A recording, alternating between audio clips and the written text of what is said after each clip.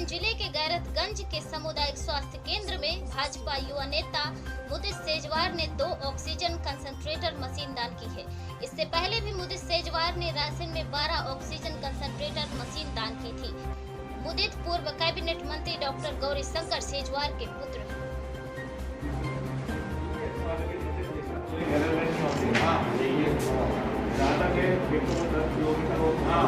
और इस वक्त हम मौजूद है रायसेन जिले के गैरतगंज के सामुदायिक स्वास्थ्य केंद्र में। हमारे साथ बात करने के लिए भाजपा के युवा नेता मुदित सेजवार जी हमारे साथ हैं।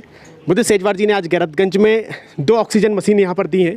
चलिए हम इनसे बात करते हैं। सर, आपने आज गैरतगंज में 2 ऑक्सीजन मशीन दी, इससे पहले रायसेन में भी लगभग 12 मशीनें आपने दी हैं। जी, असल में क्या है कि जो परिस्थितियाँ हम देख रहे हैं उसमें आज से कम 20 से 25 दिन पहले भोपाल में ऐसी स्थिति निर्मित हुई जिसमें पेशेंटों को जो अस्पतालों में बेड की कमी हो रही थी। तो हम भोपाल में कुछ मित्रों ने मिलकर भोपाल और आसपास के क्षेत्रों के लिए ये एक व्यवस्था चालू करी जिसमें ऑक्सीजन कंसंट्रेटर मशीन जो होती है वो उन पेशेंटों को जिनको अस्पतालों में बिस्तर नहीं मिल रहे हैं उनको हम घरों में निःशुल्क लगा के दे रहे थे। इसी बीच में ये पता चला कि रायसेन अस्पताल में जो जिला अस्पताल है वहाँ पर ऑक्सीजन वाले जो बेड हैं वो पूरे भर चुके हैं और बहुत सारे ऐसे पेशेंट थे जिन्हें वहाँ से रेफ़र करना पड़ रहा था।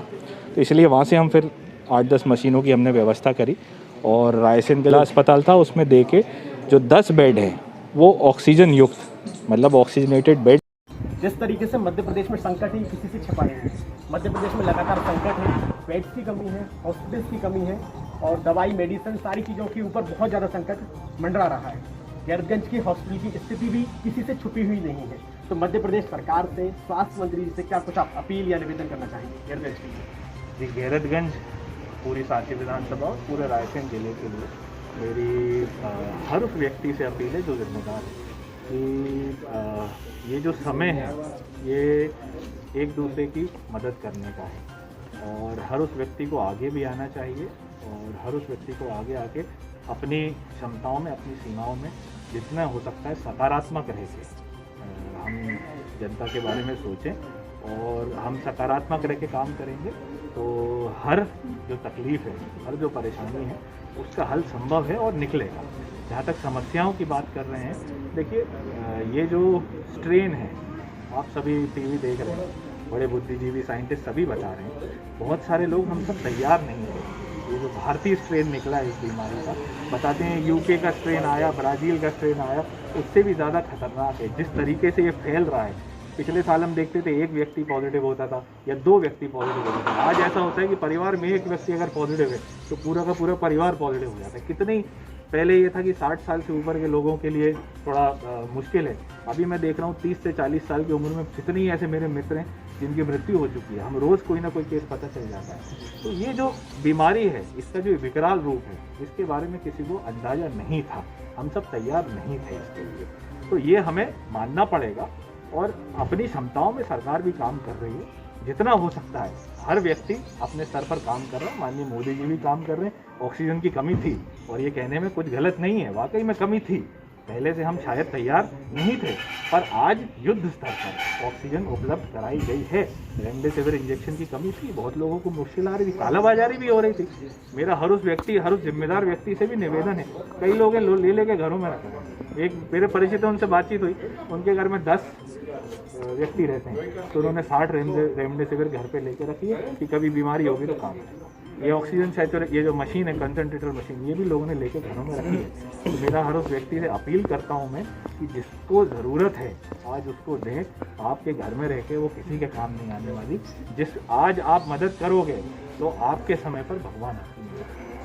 सर, रायसेन में भी आपने 12 मशीनों, गैरतगंज में भी आज 2 मशीनें आपने दी हैं। आगे क्या कार्य योजना आपकी रहने वाली, किस तरीके से और आप ये इस योजना के तहत आप लोगों की मदद करने वाले हैं? देखिए, आज जो सबसे पहली ज़रूरत थी वो ऑक्सीजन की। जो बिस्तर थे वो सरकार के पास उपलब्ध हैं और आगे चल के हमने पिछले साल जैसे एक कोविड सेंटर तैयार किया था ग्राम बारला में 100 बेड का।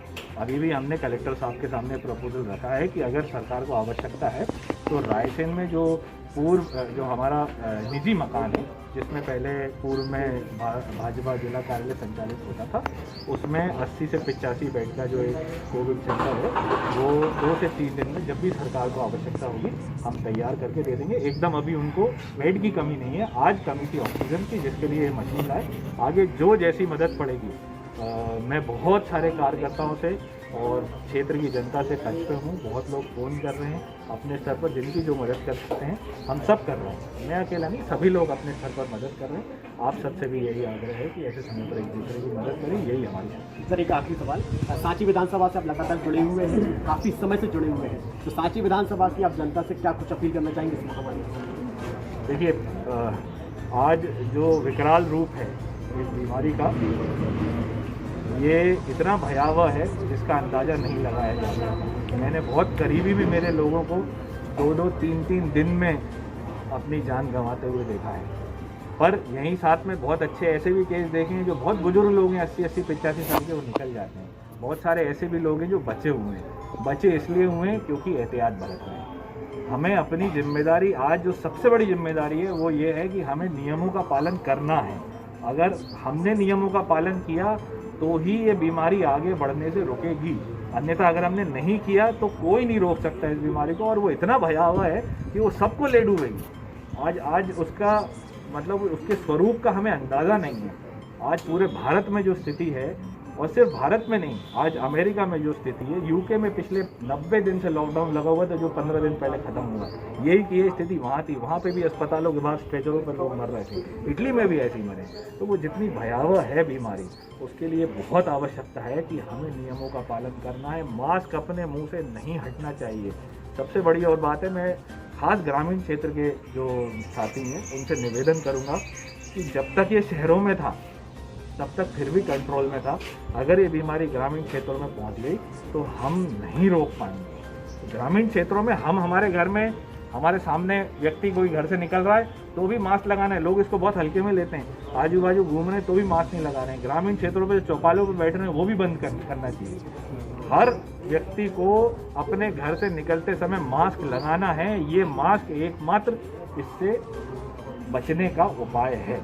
हाथ धोइए, मास्क लगाइए और ज़रूरत हो तो घर से निकलिए। अगर ज़रूरत नहीं है तो कोशिश करके घरों में रहिए, सुरक्षित रहिए और एक दूसरे की ऐसे समय पर मदद करिए। बहुत लोग हैं, अलग अलग तरीके से मदद कर सकते हैं। ठीक है, तो ये हमारे साथ बात कर रहे थे भाजपा की युवा नेता मुझे सेजवार जी, जिन्होंने आज गैरतगंज में 2 मशीन यहाँ पर ऑक्सीजन की दी है। लगातार ये लोगों के बीच जा रहे हैं, लोगों की मदद कर रहे हैं, लोगों को ऑक्सीजन पहुँचाने का काम कर रहे हैं। गैरतगंज से समाचार भारत के लिए हिमांशु श्रीवास्तव की रिपोर्ट।